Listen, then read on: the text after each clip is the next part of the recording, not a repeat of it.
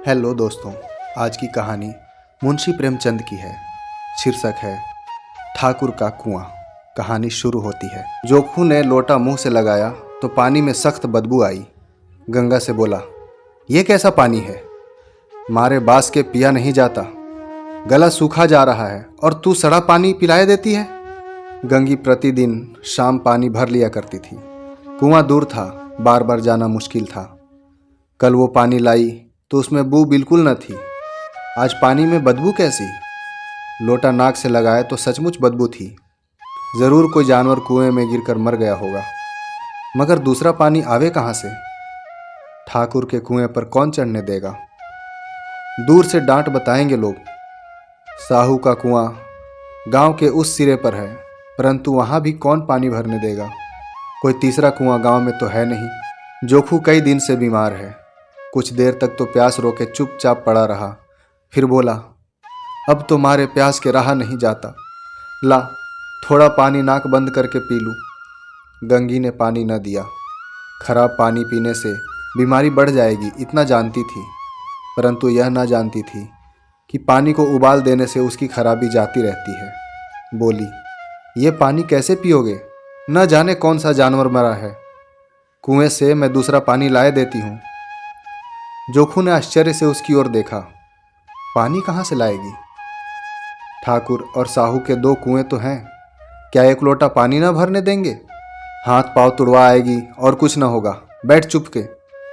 ब्रह्म देवता आशीर्वाद देंगे, ठाकुर लाठी मारेंगे, साहू जी 1 के 5 लेंगे। गरीब का दर्द कौन समझता है? हम तो मर भी जाते हैं तो कोई द्वार पर झांकने नहीं आता। कंधा देना तो बड़ी बात है, ऐसे लोग कुएं से पानी भरने देंगे?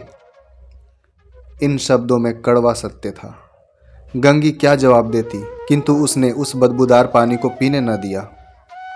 रात के करीब 9 बजे थे। थके मांदे मजदूर सो चुके थे। ठाकुर के दरवाजे पर 10-5 बेफिक्रे जमा थे। मैदानी बहादुरी का तो अब न जमना रहा न मौका। कानूनी बहादुरी की बातें होती रहीं।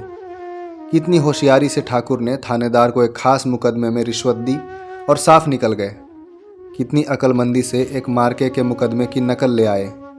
नाजीर और मोहतमीम सभी कहते थे नकल नहीं मिल सकती। कोई 50 मांगता तो कोई 100। यहाँ बेपैसे कौड़ी नकल उड़ा दी। काम करने का ढंग चाहिए। इसी समय गंगी कुएं से पानी लेने पहुंची। कुप्पी की धुंधली रोशनी में कुएं पर आ रही थी। गंगी जगत की आड़ में बैठे मौके का इंतजार करने लगी। इस कुएं का पानी सारा गांव पीता है, किसी के लिए रोका नहीं, सिर्फ ये बदनसीब नहीं भर सकते। गंगी का विद्रोह दिल रिवाज, पाबंदियों और मजबूरियों पर चोट करने लगा। हम क्यों नीच हैं और ये लोग क्यों ऊंच हैं? इसलिए कि ये लोग गले में तागा डाल लेते हैं। यहाँ तो जितने हैं एक से एक छठे हैं। चोरी ये करें, जाल फरेब ये करें, झूठे मुकदमे ये करें। अभी इस ठाकुर ने तो उस दिन बेचारे गडेरिए की भेड़ चुरा ली और बाद में मार कर खा गया। इन्हीं पंडित के घर में तो 12 मास जुआ होता है। यही साहू जी तो घी में तेल मिलाकर बेचते हैं। काम करा लेते हैं, मजदूरी देते नानी मरती है। किस किस बात में हमसे ऊंचे हैं? हम गली गली चिल्लाते नहीं कि हम ऊंचे हैं, हम ऊंचे हैं। कभी गांव में आ जाती हूँ तो रस भरी आंख देखने लगते हैं, जैसे सबकी छाती पर सांप लौटने लगता है। परंतु ये घमंड कि हम ऊंचे हैं। कुएं पर किसी के आने की आहट हुई। गंगी की छाती धक धक करने लगी। कहीं देख लें तो गजब हो जाए, एक लात भी तो नीचे न पड़े। उसने घड़ा और रस्सी उठा ली और झुक कर चलती हुई एक वृक्ष के अंधेरे साये में जा खड़ी हुई। कब इन लोगों को दया आती है किसी पर? बेचारे महंगू को इतना मारा कि महीनों लहू थूकता रहा, इसीलिए तो कि उसने बेगार न दी थी। इस पर ये लोग ऊंचे बनते हैं। कुएं पर स्त्रियां पानी भरने आई थी। इनमें बात हो रही थी। हम लोगों को आराम से बैठकर देखने में जैसे मर्दों को जलन होती है। हाँ, ये तो न हुआ कि कलसिया उठाकर भर लाते, बस हुक्म चला दिया कि ताज़ा पानी लाओ। हम जैसे लौंडिया ही तो हैं। यहाँ काम करते करते मर जाओ, पर किसी का मुंह सीधा नहीं होता। दोनों पानी भर कर चली गईं तो गंगी वृक्ष की छाया से निकली और कुएं के जगत के पास आई। बेफिक्रे चले गए थे। ठाकुर भी दरवाजा बंद कर अंदर आंगन में सोने जा रहा था।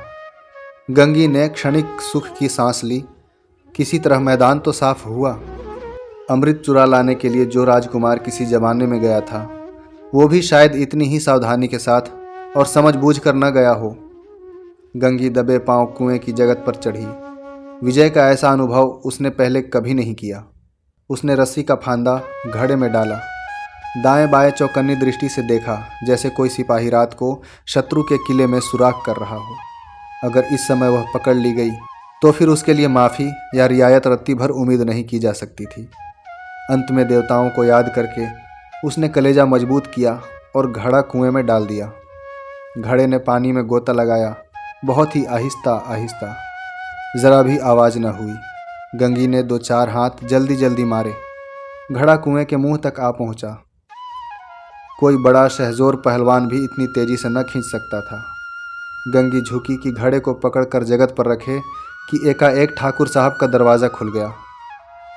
शेर का मुंह इससे अधिक भयानक न होगा। गंगी के हाथ से रस्सी छूट गई। रस्सी के साथ घड़ा धड़ाम से पानी में गिरा और कई क्षण तक पानी में हिलोरों की आवाज़ें सुनाई देती रहीं। ठाकुर, कौन कौन है? पुकारते हुए कुएं की तरफ आ रहे थे और गंगी जगत से कूदकर भागी जा रही थी। घर पहुंचकर देखा कि जोखू लोटा मुंह से लगाए वही मैला गंदा पानी पी रहा है। दोस्तों, ऐसी ही रोचक कहानियां सुनने के लिए हमारे YouTube चैनल को सब्सक्राइब करें।